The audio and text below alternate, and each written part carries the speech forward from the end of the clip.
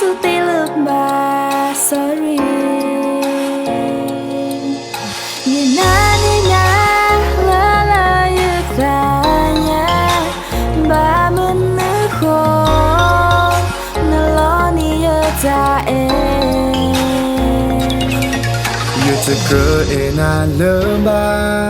pomula meta adina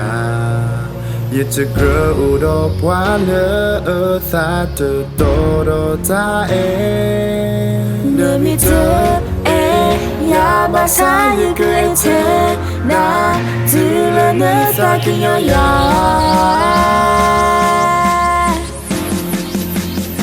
took you in a lady body save me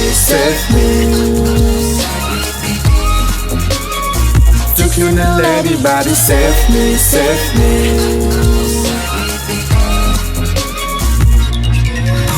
the me oi do ya the tha pogo se pa the tip lo ka na lo ya me o ti di la na sabia get high every day get high every night omu the mulan ba omu the mulan ba for learn about the ya traga tu ba ya chado ma tenu makina ba samana ba traga ba tu kusu ya da me no ta kuma to me ti sina ta la na so go mo do kle na khute ko po hello weda kwa ho ko po we wo weda you thought that you na you thought that you na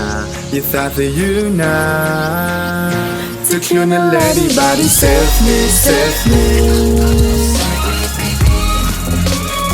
took you in a lady body save me